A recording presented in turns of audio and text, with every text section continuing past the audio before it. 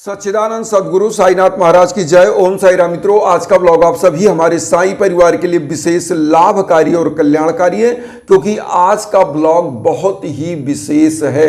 बहुत सारे ऐसे साईं परिवार हैं जो यह पूछते हैं कि गुरुजी हम पुराने वस्त्रों को दान करना चाहते हैं, क्या इसको कर सकते हैं या कैसे करना चाहिए। आज इसका भी हम विधि बताएंगे कि कैसे दान करने से आपको फायदा होता है। और कुछ लोग ऐसे होते हैं जो अनजाने में इन वस्तुओं का इस प्रकार से दान करते हैं कि उन्हें भुगतना पड़ जाता है अपने जीवन में। होता क्या है कि आपके ऊपर नकारात्मक ऊर्जाएं हावी होने लगती हैं। उसका कारण क्या है, क्यों, ये भी जानना जरूरी है। आज इसी ब्लॉग में हम आपको ये भी बताएंगे कि साईं बाबा के निमित्त किस चीज़ का दान करने से आपके जीवन में उत्तरोत्तर विकास और वृद्धि आती है, आपके जीवन में समृद्धि आती है, धन लक्ष्मी यश कीर्ति पद प्रतिष्ठा सब प्राप्त होता है। तो क्या ऐसा चीज है जिसका दान करना चाहिए, और अगर पुराने वस्तुओं का दान कर रहे हैं तो किस प्रकार से करना चाहिए। अब यही चीज यहाँ पर जानना बहुत जरूरी है। देखिए, बहुत सारे ऐसे परिवार हैं जो पुराने वस्तु बहुत सारे हैं, जैसे पुराने कपड़े हैं, पुरानी चीजें हैं, उनके पास वो दान करना चाहते हैं। मान लीजिए आप पुराने वस्त्र अपने दान करना चाह रहे हैं, तो कैसे दान होना। देखिए, आप इस वस्त्र को जब पहन रहे हैं तो इसकी ऊर्जा, जो आपकी ऊर्जा है, वह इन कपड़ों में है। बहुत सारे लोगों को आपने देखा होगा कि कपड़ों के द्वारा भी वो आपके ऊपर निगेटिव एनर्जी को छोड़ते हैं। कहते हैं कि बहुत सारे लोगों ने मेरे साथ क्वेश्चन भी किया कि गुरुजी कोई ऐसा था कि जो पुराने कपड़े ले करके और वो मेरे ऊपर कुछ कर दिया। हाँ, मैं एक चीज़ बताता हूँ, जो निगेटिव एनर्जी होती है, अगर कोई व्यक्ति अपना कपड़ा जो पहना हुआ है और वो कभी धुला नहीं गया है, तो वो जो ऐसे तंत्र मंत्र करते हैं, वो ऐसे कपड़ों को लेकर के आपकी ऊर्जा को पकड़ते हैं, और आपकी ऊर्जा उन कपड़ों में होती ही होती है जब तक वह धुला नहीं जाएगा, क्योंकि वो एक चार्ज, आपके शरीर का चार्ज उस कपड़े पर होता है। और होता क्या है कि वो जो आपकी एनर्जी को पकड़ता है, वह आपकी एनर्जी को बांधता है, उसे बोलते हैं नकारात्मक ऊर्जा। तो वो नकारात्मक ऊर्जा क्या करती है, आपका जो भी कंस्ट्रक्टिव वर्क होता है वह डिसमिस कर देता है, और जो डिस्ट्रक्टिव वर्क आपके जीवन में होता है उसको बढ़ा देता है। तो वो हो जाता है निगेटिव एनर्जी। अब यहाँ पर मैं कहना चाहता हूँ, अगर किसी गरीब को आप कपड़ा दान करना चाहते हैं, सेफली दान करना चाहते हैं, तो कैसे होना चाहिए। देखिए, कोई भी वस्त्र आपने पहना हुआ है उसको पहले धुलाई करिए, खूब अच्छे से धुल दीजिए, तो जिसको आप दान करेंगे वो भी प्रसन्न होगा कि धुला हुआ साफ स्वच्छ वस्त्र आप उसको दान कर रहे हैं। तो एक चीज़ तो ये हो गया कि उसका आशीर्वाद भी आपको अच्छा मिलेगा। दूसरा चीज़, फटे वस्तु या टूटे हुए वस्तु कभी दान नहीं करना चाहिए। बहुत सारे लोग क्या सोचते हैं कि ये फट गया, चीथड़े उड़ गए वस्त्र के और इसको दान कर दो। तो जब वो आपके लिए अनुपयोगी है तो क्या दूसरे के लिए उपयोगी है, आप ये भी समझिए। तो उससे आपने दान किया, लेकिन आपके मन में कहीं ना कहीं गलत विचार हैं, और गलत विचार करके जब आप दान कर रहे हो, जब वह वस्तु आपके जीवन में नहीं उपयोगी, तो अगले के कैसे होगा। तो कभी भी कोई वस्तु दान कर रहे हैं तो अगर फटे वस्त्र है तो उसको सिला करके बढ़िया से प्रेस करके धुल के फिर आप दान करें, तो उससे उसका एक लाभ मिलता है। और सबसे प्लस पॉइंट आप समझिए कि आपकी ऊर्जा भी उस कपड़े में नहीं होती है, तो आप अपनी ऊर्जा किसी को नहीं दे रहे हैं, आप स्वच्छ साफ वस्त्र किसी को दान करें तो उसका आपको लाभ आशीर्वाद भी प्राप्त होता है। अब यहाँ पर आता है, बहुत सारे लोग कहते हैं कि कोई वस्तु है जो हमारे पास है, टूटा हुआ है, हम दान करना, तो टूटी हुई वस्तु कभी नहीं दान करनी चाहिए, क्योंकि हमारे आध्यात्म में ये माना जाता है कि जो आप दान करते हो, आप के अंतिम समय में वही चीज जब आपकी मृत्यु होती है, तो मोक्ष को जब आप प्राप्त करते हो, जब ईश्वर के यहाँ तक जर्नी आपकी स्टार्ट होती है, तो आपको वही चीजें रास्ते में मिलती हुई जाती हैं। तो जो अच्छी चीजें हैं उन्हीं का दान होना चाहिए। अगर कोई वस्तु है, इलेक्ट्रॉनिक आइटम है, बिगड़ा हुआ है, बनवा के दान करिए। अगर आपके लिए उपयोगी है तो अगले के लिए उपयोगी है। और आप जो दान करते हैं वो वर्तमान के लिए नहीं करते, आप भविष्य के लिए दान करते हो कि ये दान हम करेंगे तो हमको उस जीवन में ये चीज़ प्राप्त होगी, या मोक्ष के समय में ईश्वर तक पहुँचते पहुँचते हमको ये चीज़ें वो रास्ते में आपको मिलती जाएंगी। तो वही चीज़ जो आप किसी को दान करते हो वही बदले में आपको मिलता है। बहुत सारे लोग ये कहते हैं कि साईं के बारे में ऐसा कहा गया है कि आप एक दान करोगे तो हजारों। मैं कहता हूँ आप एक दान करोगे तो बाबा हजारों नहीं लाखों में आपको देते हैं। क्यों? क्योंकि जब आपकी सच्ची श्रद्धा और निष्ठा होती है, सबरी होती है, और जो चीज़ आप दान करते हो बाबा उसके बदले में हजारों लाखों आपको देते हैं। तो आप एक दान करते हो, लाखों चीज़ आपको प्राप्त होती है बदले में। तो यहाँ पर चीज़ें क्या होती हैं कि आपकी सत्य निष्ठा कितनी है, सबसे बड़ी चीज़ ये होती है। अब यहाँ पर एक चीज़ और होता है कि साईं बाबा के निमित्त क्या दान किया जाए कि जिससे हम बाबा की कृपा पात्र बन सके, बाबा की ऊर्जा हमारे जीवन में आए और हमारा कल्याण हो। सबसे बड़ी चीज़ देखिए, बाबा 4 से 5 घर भिक्षाटन करते थे। आप सभी लोग जानते होंगे, साईं बाबा के बारे में आपने पढ़ा होगा।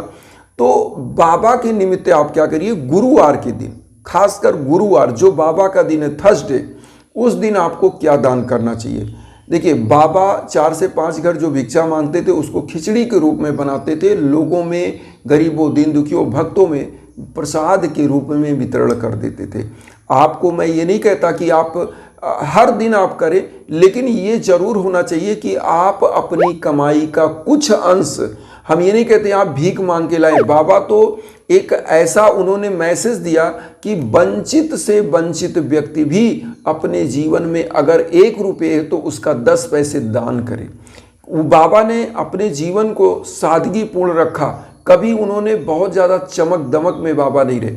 बाबा को आप देखेंगे, बाबा का आप जीवनी पढ़ेंगे, साईं सच्चरित्र पढ़ेंगे, जहाँ भी पढ़ेंगे तो बाबा एक साधारण इंसान के रूप में असाधारण व्यक्तित्व के मालिक थे और उनके अंदर असाधारण ऊर्जा थी। बाबा एक योगी थे, परब्रह्म थे और त्रिकालदर्शी थे। तो बाबा के जीवन से हम एक उदाहरण ले सकते हैं और उनके जो मैसेज है जो उनके द्वारा समाज में किया गया लोगों के लिए, उसका एक अंश भी हम लोग अगर अनुकरण कर ले तो जीवन संवर जाता है। तो यहाँ कहने का मतलब दान क्या होना चाहिए, गुरुवार को खिचड़ी का दान करिए। आप खिचड़ी बना लीजिए घर में, किसी साईं मंदिर के बाहर, या कोई आपके घर पर आता है, गरीब है, वंचित है किसी रूप में, तो उसको आप दान करिए। उस दिन आप कोशिश करिए कि वस्त्र का भी दान करें। गुरु का दिन है तो गुरु, अब मैं बार बार कहता हूँ, कलयुग में अगर गुरु रूपी तत्व को आप अपने जीवन में धारण कर लिए, गुरु के कुछ शिक्षा को धारण कर लिया, तो जीवन हमेशा सार्थक हो जाता है। होता क्या है कि आज के युग में व्यक्ति केवल और केवल अभिमान में जी रहा है। लिखा है, को नहीं जन्मा अस जगमाही, प्रभुता पाए जास मद नहीं। जिसको प्रभुता मिल गया, कुर्सी मिल गया और मद आ गया, अहंकार आ गया, वो कभी आगे नहीं बढ़ सकता। ये तो यूनिवर्सल ट्रूथ है। इसीलिए हम कहते हैं कि आप लोगों को अहंकार नहीं होना चाहिए। अहंकार आ गया तो आप मिट जाएंगे। तो इसलिए हमेशा जैसे फले फूले वृक्ष होते हैं वो झुक जाते हैं कि ये फल आपके लिए। अगर आपको प्रभु की कृपा से कुछ मिल रहा है तो उसमें ये मानकर चलिए कि उसमें कुछ अंश गरीबों, दीन दुखियों के लिए आपको देना चाहिए, दशांश निकाल के वितरण करना चाहिए। तो आप अन्न दान करिए, जो खिचड़ी का दान हम बोल रहे हैं, अन्न दान। जैसे आप रॉ मटेरियल भी कर सकते हैं, बना बनाया अन्न अगर आप नहीं कर सकते तो क्या करिए, कोई गरीब है, 1 किलो चावल दिया, 1 किलो आटा दिया, थोड़ा सा आलू दिया, थोड़ा सा नमक, थोड़ी सी हल्दी, ये सब इतनी चीज़ों का जब दान करते हो, अलग अलग चीज़ अलग अलग चीज़ों का प्रतिनिधित्व करता है। अगर आप चावल दान करते हो, चंद्र मजबूत होता है।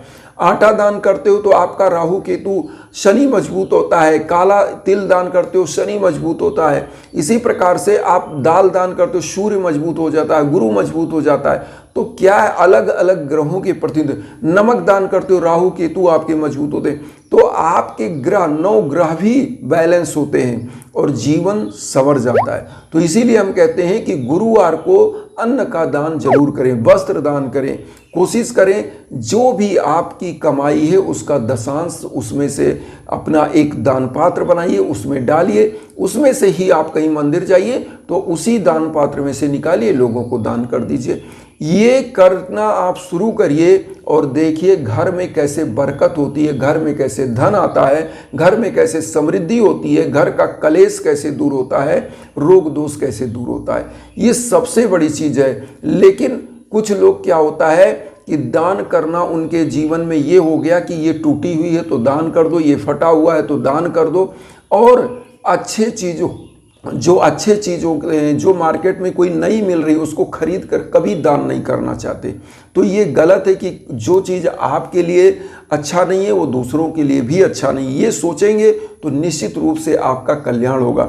जब भी दान करें, अगर आप कोई अपना पहना हुआ वस्त्र तो उसको साफ स्वच्छ धुल कर प्रेस करके, फटा है तो उसको सील करके उसको दान करिए, और उससे क्या होगी, आपकी नकारात्मक ऊर्जाएं भी उस वस्त्र में नहीं जाएंगी और जो व्यक्ति उसको पहनेगा वो आपको आशीर्वाद देगा।